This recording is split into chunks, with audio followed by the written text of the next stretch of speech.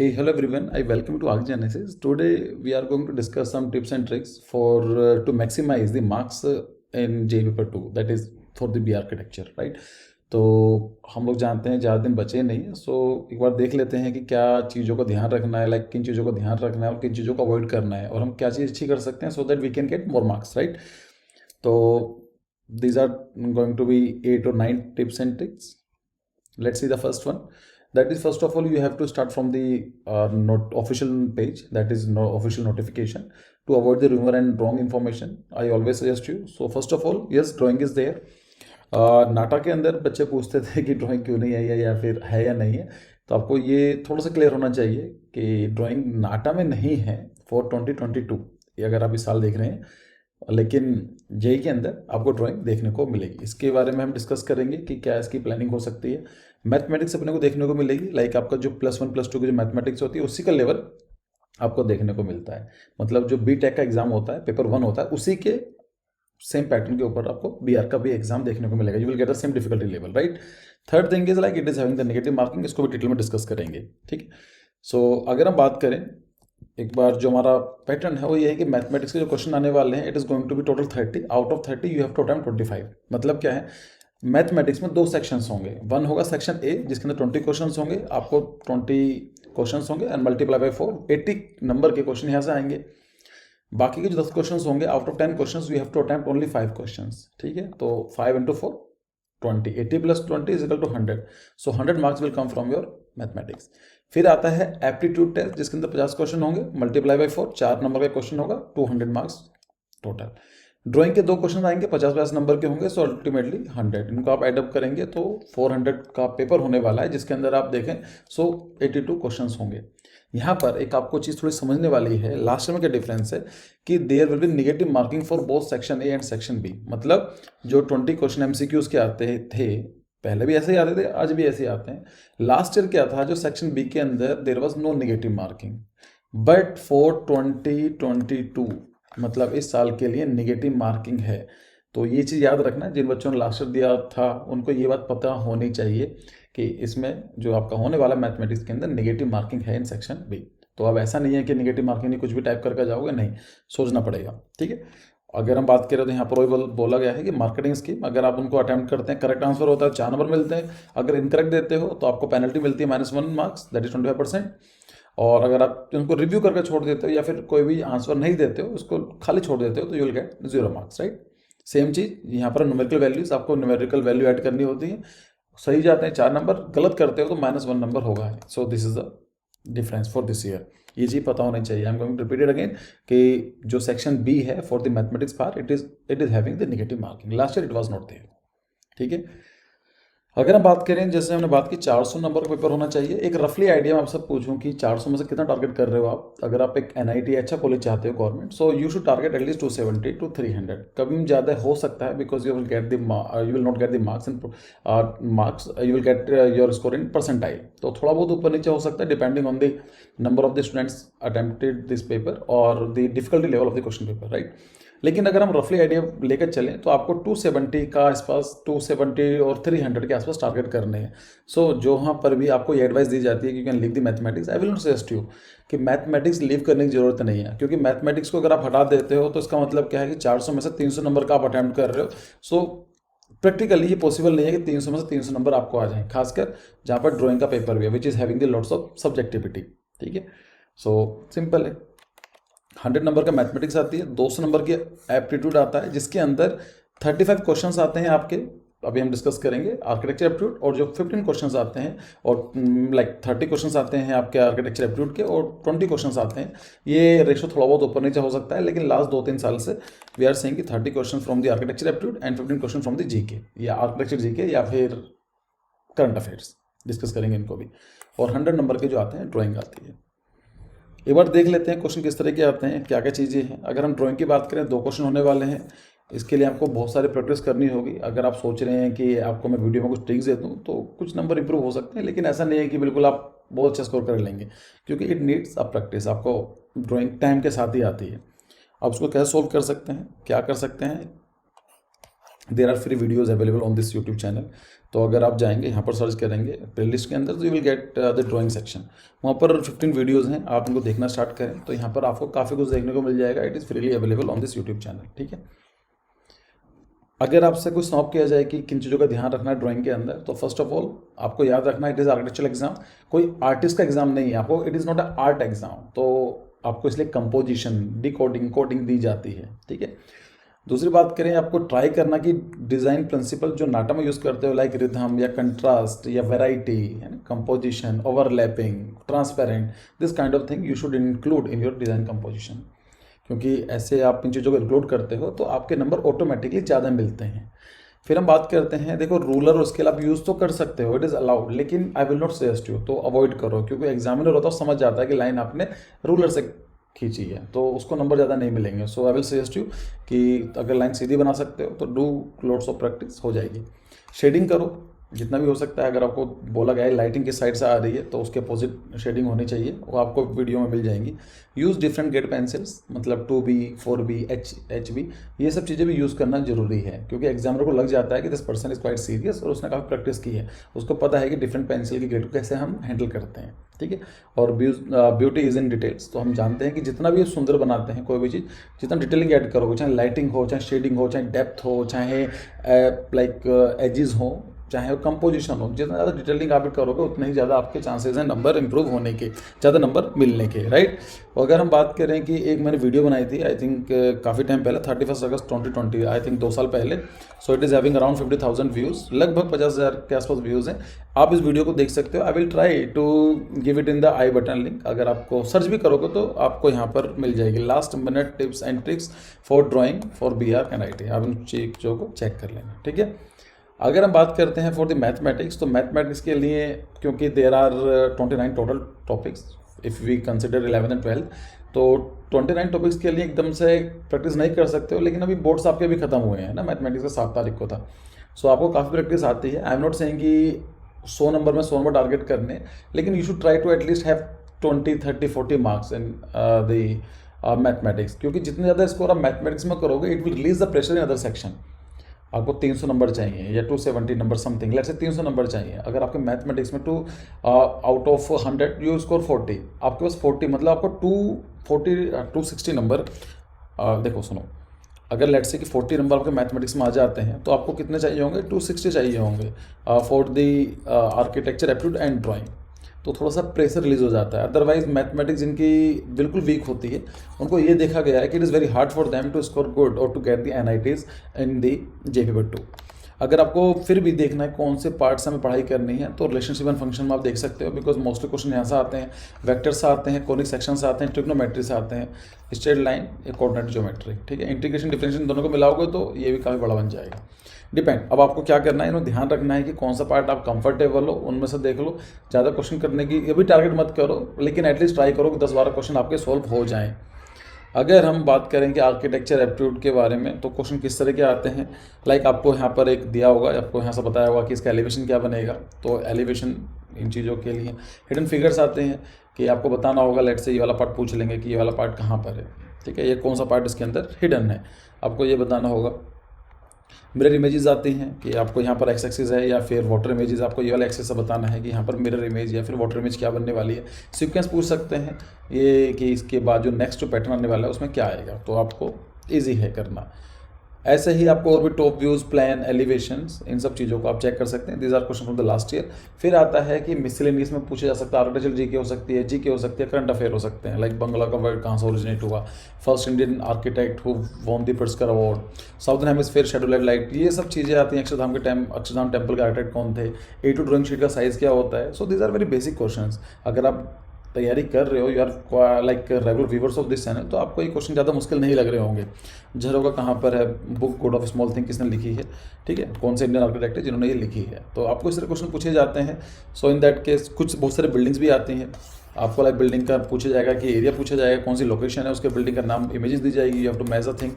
आपको हो सकता है कि नाम directly without giving the photographs आपको नाम और उनकी लोकेशन पूछ ली जाती है, ठीक है, जैसे यहाँ पर पूछे गए। हो सकता है कि आपको बिल्डिंग का नाम और आर्किटेक्ट का मैच कराने के लिए बोला जा सकता है, क्योंकि आप एक आर्किटेक्चर एस्पिरेंट हो, स्टूडेंट हो, तो आपको ये सब चीज़ें आनी चाहिए कि बेसिक फेमस बिल्डिंग कौन कौन सी हैं, तो और ये भी चीज़ जो जीके क्वेश्चन होते हैं like gold mines are situated in which state of India, agenda 21 environmental question है, वॉल्यूम 0 डॉक्यूमेंट्री किस टारगेट के ऊपर है, मानसून के ऊपर क्वेश्चन आते हैं और यूनेस्को की फुल फॉर्म क्या होती है, इन सब चीज़ों के ऊपर क्वेश्चन भी बनते हैं। तो अगर देखा जाए तो first of all check the previous question paper, ये जरूरी है, आपको थोड़ा रफली आइडिया हो जाएगा कि इतना जीके में कहाँ तक पढ़ना है, किन चीज़ों के बारे में। लास्ट 5 to 10 ईयर्स के क्वेश्चन पेपर जितने भी हो सकते हैं, लास्ट के 5 साल के तो जितनी बिल्डिंग्स आएंगे सबके सब पता होना चाहिए, राइट। उसमें ऐसा कुछ क्वेश्चन नहीं होना चाहिए जो आपको ना आता हो। फिर आता है need education, it's a part of GK, एकदम से बूस्टअप नहीं होगी, it need a continuous practice. तो अगर अभी तो आपके पास टाइम नहीं है, लेकिन अगर इन फ्यूचर आप इंप्रूव करना चाहते हैं, रीड न्यूज़पेपर, ब्लॉग्स पढ़ो, Quora is a very good platform to read something new. Magazine लेकर आओ, मैगजीन मार्केट जाओ, कोई भी अच्छे दिखा रहे ज्योग्राफी के ऊपर या कोई भी जीके के ऊपर, यू कैन बाई इट, ठीक है। अगर टॉपिक के बारे में पूछा जाए तो national park, tiger reserve, UNESCO sites, current affair, environment, pollution और आर्किटेक्ट्स के बारे में आपको जितना ज़्यादा जो न्यूज़ में है उन सब चीज़ों को पढ़ोगे तो ज़्यादा चांसेस है क्वेश्चन आने के लिए, ठीक है। So this is the fourth trick, like check from the previous year question paper, this is one of the most important thing. अगर आप कोई भी एग्जाम की तैयारी कर रहे हो, पता नहीं है क्वेश्चन कहाँ से आते हैं, कैसे क्वेश्चन आते हैं, आप अच्छा स्कोर नहीं कर सकते हो। This should be your first stepping stone. फिर आते हैं कि निगेटिव मार्किंग है, जिसमें मैंने बात की कि जेई के अंदर निगेटिव मार्किंग है, नाटा में निगेटिव मार्किंग नहीं होती है। आई एम लाइक मैं दोबारा से बता रहा हूँ, बच्चे कन्फ्यूज़ हो जाते हैं। कुछ बच्चे ऐसे हैं नाटा में क्वेश्चन छोड़ के आए हैं, क्योंकि मेरे पास बच्चों के बहुत सारे मैसेज आते हैं। मैंने बोला आप छोड़ क्यों आए हो, कि सर निगेटिव मार्किंग। अरे नहीं है निगेटिव मार्किंग, ठीक है। नाटा के अंदर निगेटिव मार्किंग नहीं है, जेई के अंदर निगेटिव मार्किंग होती है। सो जैसा इस बार का जो ग्राफ बनेगा अपना सिंपल यही बनेगा कि अगर आप इसको एलिमिनेशन मेथड यूज़ करते हो और निगेटिव मार्किंग है तो 1 लेवल तक आपको पहुंचना है, it is going to be your optimum level. अगर उसके बाद आप सारे क्वेश्चन अटेम्प्ट करते हो तो अल्टीमेटली स्कोर आपका डाउन हो जाएगा। ये normally it's a rule of the probability. तो आपको ये चीज़ समझनी है कितने क्वेश्चन अटेम्प्ट करने, लाइक अगर आप मान लीजिए पार्क कहते हो सर 5 क्वेश्चन अटेम्प्ट करने जो मुझे आते हैं, जैसे आप 5 क्वेश्चन अटेम्प्ट करोगे तो you will get around 20 marks, है ना। 20 4 नंबर का सही है। सो ऐसे 10 क्वेश्चन अटेम्प्ट करते हो तो यू विल गेट 40 मार्क्स। तो ऐसे ही आप एक लेवल तक जाते हो तो आपको एलिमिनेशन मेथड यूज़ करना होगा, तो ऑफ कोर्स आपके नंबर धीमे धीमे इंप्रूव होंगे। लेकिन अगर आप ये सोचते हो लेट्स से ये जो नॉर्मल ऑप्टिमम लेवल आता है इट इज़ 9 to 95% के ऊपर आता है, सबका अलग अलग हो सकता है। मैंने अपना जो चेक किया है different question papers, I score 90 to 95 having the optimal level, उससे ज़्यादा मैं स्कोर नहीं कर पाता हूँ, ठीक है। मतलब अगर मैं 100 क्वेश्चन हैं, अगर 95 क्वेश्चन अटैम्प्ट करता हूँ तो मेरे मैक्सिमम स्कोर बनते हैं। आप बोलेंगे सर क्वेश्चन आपको सारे आते हैं, नहीं मुझे सारे नहीं आते हैं। I use the elimination method. Elimination method काफ़ी डिटेल में बताया जा सकता है, लेकिन हल्का सा मैं आपको बता देता हूँ। अच्छा, आपने क्या सोचिए अगर ज़्यादा में अगर आप बोल रहे हो सर टोटल 82 क्वेश्चन हैं, व्हाट इफ़ मैं 82 क्वेश्चन अटैम्प्ट करता हूँ, तो 82 अटैम्प्ट करोगे तो आपके नंबर ऊपर ना जाकर नीचे हो जाते हैं। क्यों, उसको हम डिस्कस करते हैं ऐसा क्यों होता है। देखो ऐसा समझते हैं, जो आपको एमसीक्यूज में पूछा जाता है, क्वेश्चन नंबर 1 होगा, एक क्वेश्चन होगा, उसके 4 ऑप्शंस होंगे, ठीक है। आपको ये बोला जाता है कि अगर आपका क्वेश्चन करेक्ट है, आपने जो ऑप्शन चूज़ किया है करेक्ट है, 4 नंबर मिलेंगे, और अगर आपका इनकरेक्ट है तो आपको -1 होगा।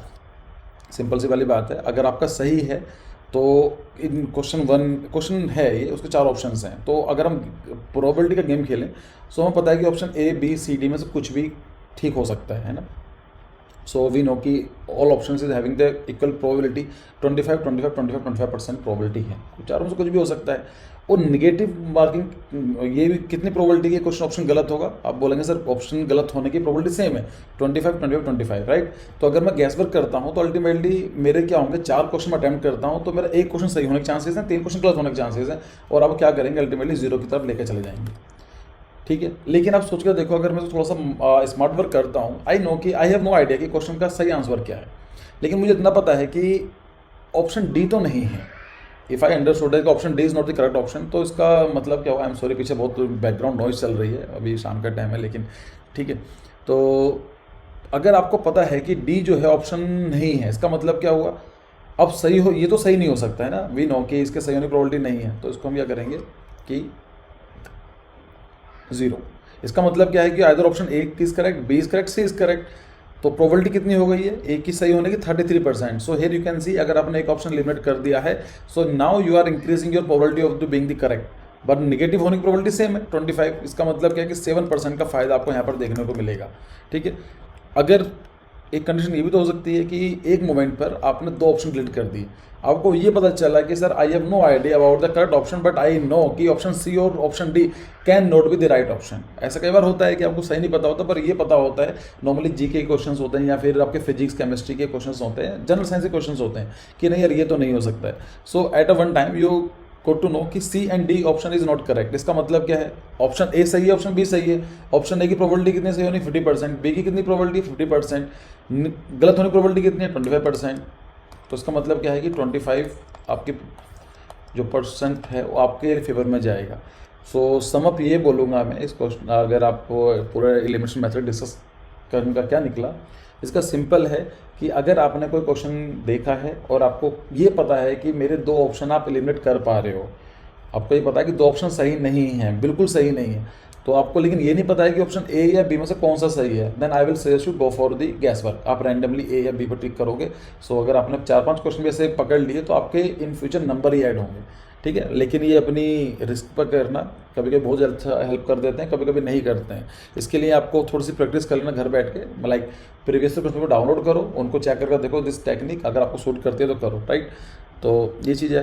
दूसरी बात करते हैं कि आपको एग्जाम में सेटअप क्या करना है। Next trick is first of all set priorities, कि आपको पता होना चाहिए कि मेरा कौन सा पार्ट वीक है और कौन सा पार्ट स्ट्रॉन्ग है। फॉर एग्जांपल अगर आपको लगता है कि मेरा जो वीक पार्ट है मैथमेटिक्स है, तो उसको स्टार्टिंग में लेकर मत बैठो, ठीक है। आप पहले आर्किटेक्चर एप्टीट्यूड को फोकस करो। अगर आपको लगता है कि मेरा मैथमेटिक्स ठीक है तो उस पर स्टार्ट करो। तो आपको चीज़ समझनी है कि पहला फर्स्ट ऑफ ऑल देखना पड़ेगा कौन सा पार्ट आप कंफर्टेबल है, आप कौन से पार्ट फोकस करना चाहते हो। दूसरा ये है कि ड्राइंग को I will suggest you go for the last. Drawing को स्टार्टिंग में मत करना, क्योंकि drawing is a never ending process. कितना भी आप ड्राइंग अच्छा कर लो, there is always a chance for the improvement, ठीक है।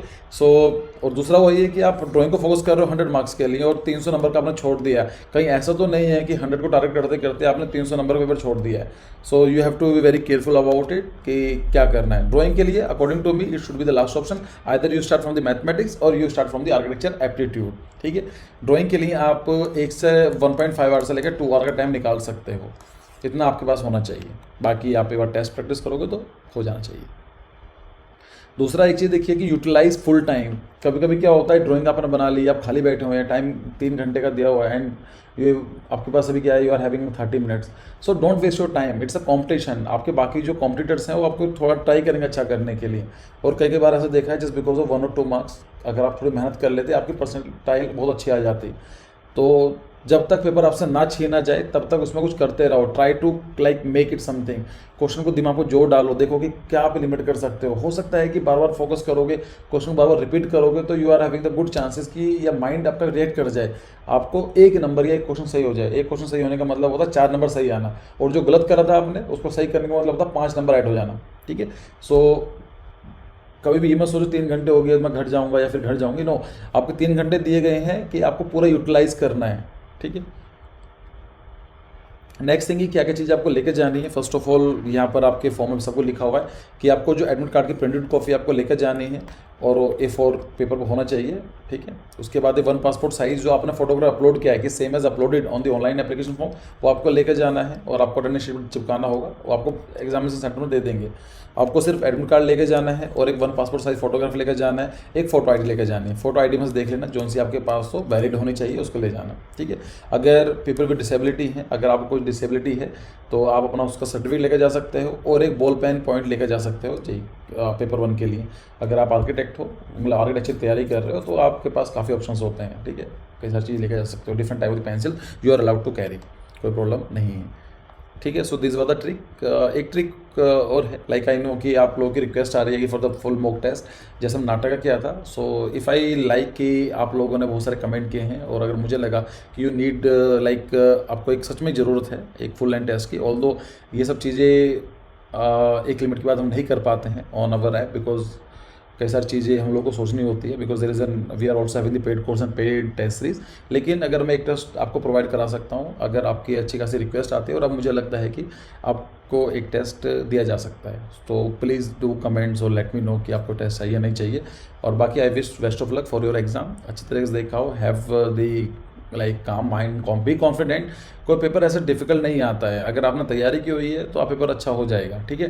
पैटर्न हमारे पता होता है कि पैटर्न कैसा आता है, डू सम प्रैक्टिस। हमारे जो ऐप है वहाँ पर बहुत सारे टेस्ट पड़े होंगे, आई थिंक 5-6 टेस्ट अवेलेबल है, सेक्टोरल टेस्ट हैं, उनको सोल्व कर लो, it is free of cost, ठीक है। सो और बाकी अगर क्रैश कोर्स ज्वाइन करना चाहते हो, 2 क्लास हो चुके हैं, 2-3 क्लासेस, अगर आप क्रैश कोर्स अभी भी ज्वाइन करना है तो आप ज्वाइन कर सकते हो।